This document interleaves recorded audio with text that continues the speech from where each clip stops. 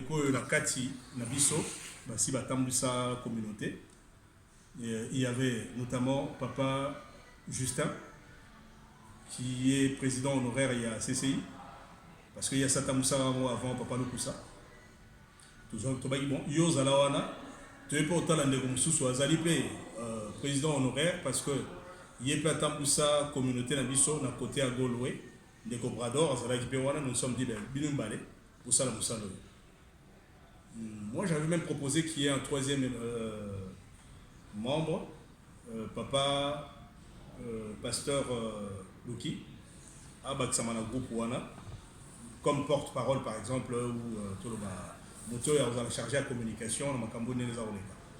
Mais bon, finalement, je crois que Nenge et les autres tournées, ce sont plutôt Bandekomi Balé, où on a désigné qui, Bosso, Papa Justin, Papa Brador, Moto Bazali, chargé à piloter ce comité à crise.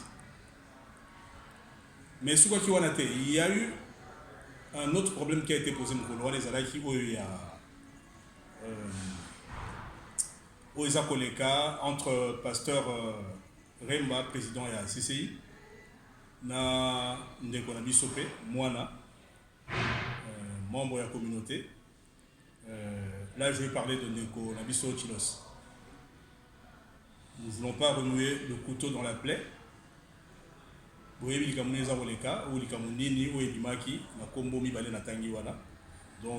il était question toujours de la paix solution.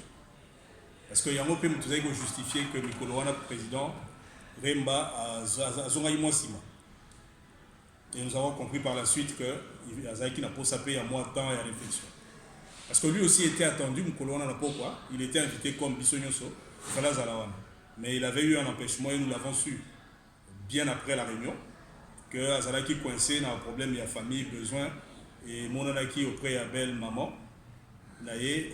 D'ici qu'à Misalamoko, il y a urgence et quoi. Il y a mon anaki n'a pas quoi. Alors, Bissot Tolobaki Makambo et Moussou Etali aspect à Bandé coincé de suite. Tout ça qui a habilité na Ning de Fandaki Wanato, Bandarota, la tout Banaro jugé. Ainsi de suite. Wana tolobaki totika ya. Wana erozonga mokolo et assemblée générale communauté se prononcer parce que c'est comme ça que ça a été présenté hein, que bah tu payes la communauté bazar au CP la sous-souté que y a tika la présidente ainsi de suite. Nous avions dit tout un peu doucement dans Makambo. On a tout côté la dossier ressources. Mais là où nous étions tous unanimes les alagi na Likambo il y a voilà, tant que on n'a pas pourquoi ce qui avait été convenu. Et Bissop a tout ça une recommandation que aussitôt Makambo y a Kukunda Bandeko Sili. Comme il reste cet autre problème, il y a un déconabiso Mokambi à communauté, Papa Remba, président en exercice. Alors, il y a Papa Justin à Salatou. Akenenango Malembe Basolola. Sololana, pasteur Remba, et pasteur Remba a convoqué l'Assemblée générale. Voilà ce qui avait été convenu. Et je demanderai d'ailleurs à mon abisso, quand il en aura le temps, à mes peut-être qu'au Bimisalso sous vidéo, les alais qui filment mon coloana pour que Bolanda, Billy Walansus. Voilà, suite à ça, Bandeko, Basala Musalawana. Donc, Bandeko Nabiso et Balewana ont été enterrés avec beaucoup de dignité. Les Moussala et Makasi Penda et Sougi communauté. Les collègues qui ont très bien géré et ils ne peuvent qu'avoir nos remerciements et nos félicitations à Obasala Kiwa. Maintenant, il y a eu un petit souci par la suite. Tu as constaté que ma comité de crise et bandit pour se prolonger. Et pour la bisobatu auto fan na yimukolo wala toyeba ki moko ponctuel, tu es constaté que non et bandit ko benda. Ça commence à s'installer dans la durée.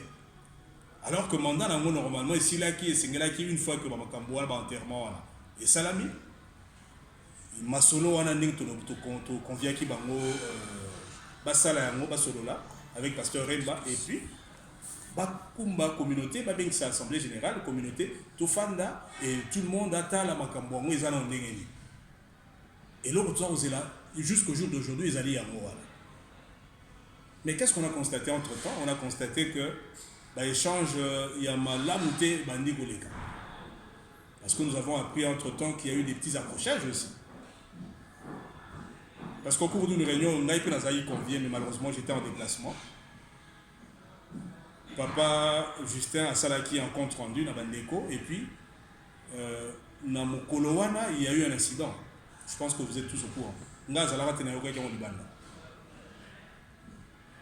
Donc, Moko, il y a un problème, où Azali, entre guillemets, censé que vous avez un problème avec Pasteur Remba. Azalaki Wana, ou Pasteur Remba, pas Azalaki Wana. Alors, Bisso, j'aimerais que vous compreniez un peu le sens de la démarche. Tant que ça, la démarche, tu vas bêta la bibotu, tu vas kata la mikato, tu vas solo la tozonga, dans la meilleure disposition, communauté, fan dans la kimia. Et pour la refane dans la kimia, ils ont signaté que ceux qui ont bateau mi balai, dès que Bakutani, les esprits vont s'échauffer, il ne faut pas beaucoup de ça, sans vous aura précaution. Et c'est ce que nous constatons, que ça va y moukolwana. Parce que nous avons justifié, nous avons expliqué tes présences à moi dans la biso, les qui n'ont pas de la salle moukolwana, alors que le pasteur n'est pas à la joie. Je crois que ce qui était attendu moukolwana, il fallait à la battre. Car la composition, il y a assemblée à Liboso, entre guillemets, un comité des sages. Je ne dis pas que moi, on a un sage, mais je suppose qu'il fallait à la battre, il y a Aj Moro, Mikolo Moroboy. Et ça n'a pas été le cas, mon couloir. Bon, ça c'est juste un petit détail que j'ai épinglé. Maintenant, et poussani, et bisoto yego lo basiko, mais to kutala, to bengi, bande konyoso. Pasteur Remba, Papa Justin, to kutana, na epai tozali le loa na hôtel Malgrom. Pour l'année des potos sur la macamboyo, toi à planir, moi bah. Ndenge makambozo bazo boyo kanizo za la pendate bazo ko accorder ba volonté et to bandi au monde plutôt que lokola deux mitu ya CC bandi ko kende parallèlement alors que ce début que monteuse ali moko et to linga qui aussi ça makambo wana à cette occasion et to obtenir du président que akbengi sa assemblée générale bongo bisognos c'est-à-dire bino le peuple et nous en faisons partie aussi. Mais papa Justin a écrit dans mon coloanate et il a écrit dans la salle pendant que nous l'attendions. Au bout d'un certain moment, il y a eu qui a bimisi à moi, mais en fait, vous évitez que papa Justin a dit un message pour dire que réunion est égalité. Bon, moi je n'ai pas, naturellement, il y a une note par mail.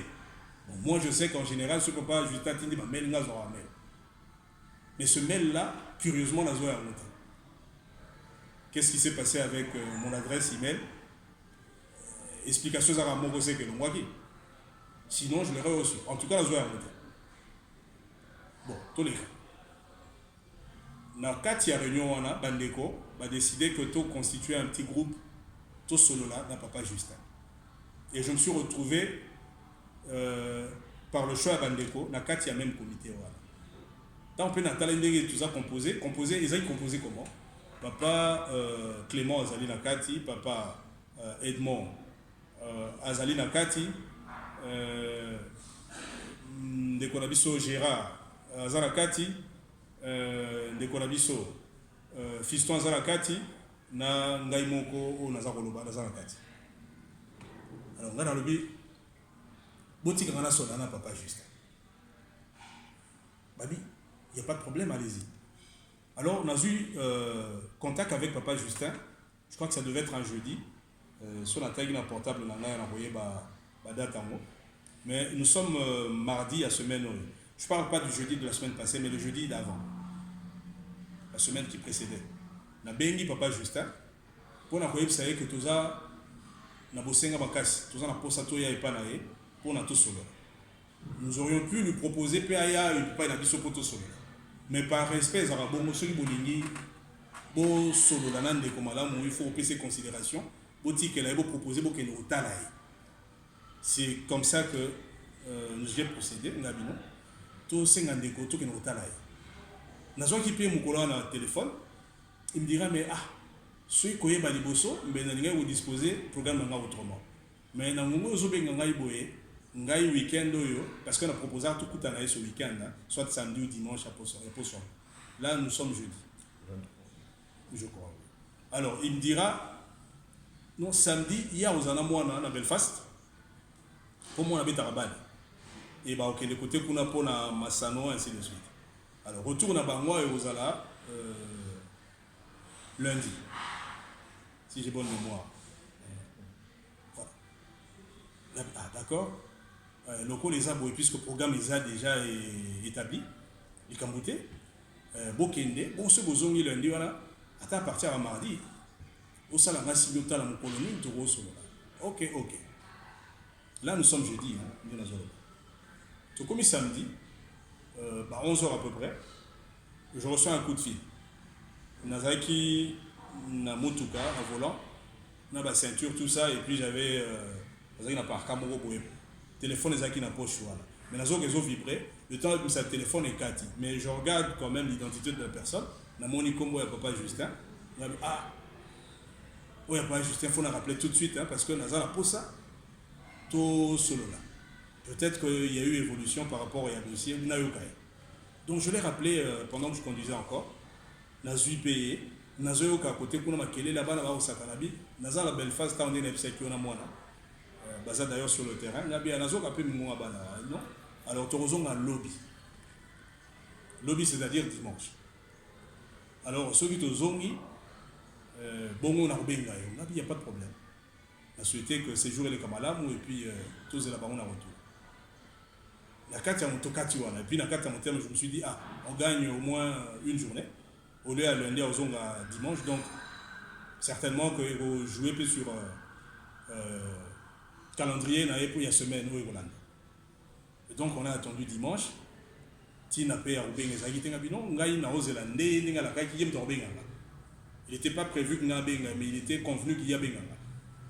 Donc j'ai attendu. Lundi, on a eu coup de fil, mardi, coup de fil de mon côté. Je me suis un peu inquiété. Parce que le temps passe. Et puis, souci est allé donner. Souci est allé que tout au côté, la période estivale, vous voyez bien, on est programme est pelé. La famille, les enfants, pour certains, vacances, ils ont programmé pour la Liban, Irlande. Il faut pas qu'il y ait maman. Il y a beaucoup de mouvements. Moi, tant on profite en langage. Alors, d'ici là, 2-3 semaines, le programme de comment saturer. Donc, autant on profiter de ça, aussi.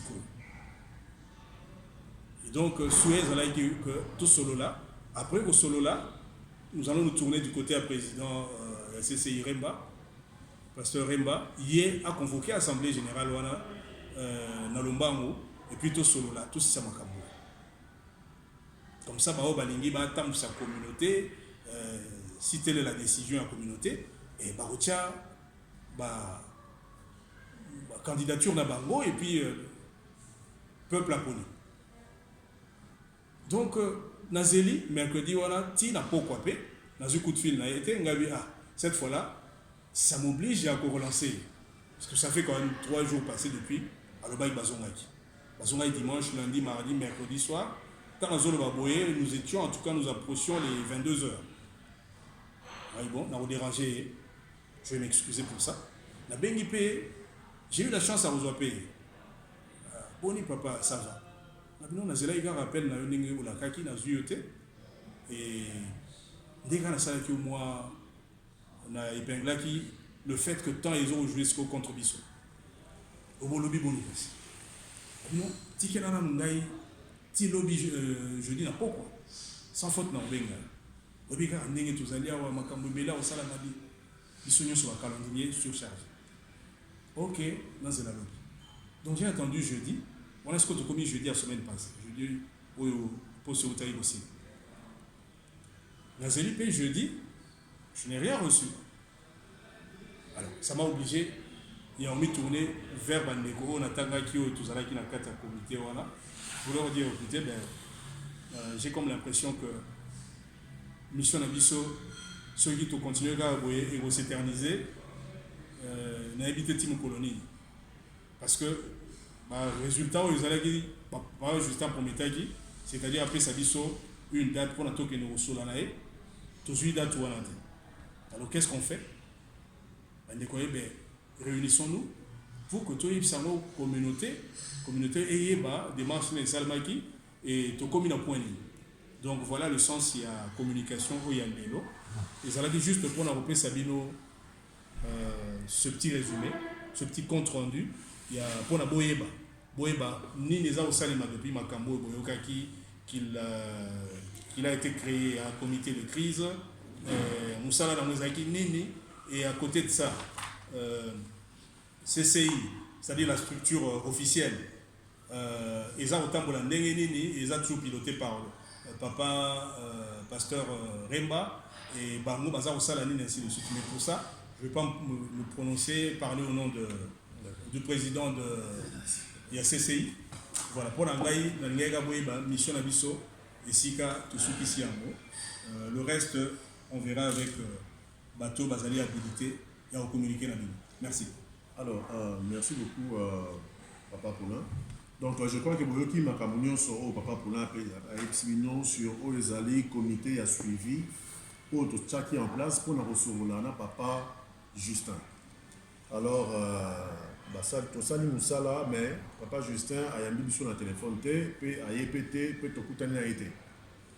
Alors, il y a tous les pour la population pour savoir exactement il y a des démarches pour ça. Alors, dans Nicolo Oyekoya, président en exercice, pasteur Remba, dans l'équipe Naye, sur la Nabino pour nous savoir exactement jour où il y a ça assemblée générale. Donc, assemblée générale, Moko et Salamité, et puis Moko est allé annoncer. Donc, vous avez compris que Moutounioso, Oyo, Sabino annonce l'Assemblée générale, Bokendete, est allé nul et sans effet. Donc, l'équipe où est allée en place, est allée Oyo, pasteur Remba, ça qui remise et reprise dans Papa Lukusa. Alors, il y a un même tropé Sabiso exactement jour Oyo, l'Assemblée générale de Rosalama. Et je vous garantis que Rosalama vraiment dans le plus bref délai. Et pour les cas, moi, il y a des gens qui ont vu que la fête est allée Koya et puis la fête, la vacances, il y a donc ils allaient autres allés Koya Misabino pour afin que au niveau maman la question au bino de fond hein na ils allaient au boza pour mon clair dans la communauté boya botuna la question na bino na mukolo o ya assemblée générale de Salama. Alors pendant qu'on a annoncé les sous na ndenge tozali na matanga boyebi que to perdre ne konabiso Georges awana tala. Alors, équipe Moko est allée en place au pasteur Mbalobagi Lobi dans l'émission. Donc, ils allaient constituer dans vice-président dans Konabiso, pasteur Laurent. Oyo, bazali ko effectuer des démarches pour dans le niveau social, puis dans le niveau il y a pompe funèbre. Donc, Topé Sabino, information sur détails vraiment dans la vidéo sous Sekoya. Mais pour le moment, il y a pasteur Sami. Donc, l'église a pasteur Sami, ils allaient place où ils allaient se réunir pour Georges. Donc, il y a moi tous qui n'habitent pour leur ça. L'information Nyon sur Obosaï n'a pas ça. Le numéro d'habitude est 089 98 58 935. 089 98 58 935. On y a posé la question, il y a eu CC Assemblée générale, Boben Gabiso, Toroye Bisabino, jour et évolution de Makamezali Koke. En tout cas, merci Bingi et puis Kenzamba Pam pour la place Mozali et Bossa Madame. Merci.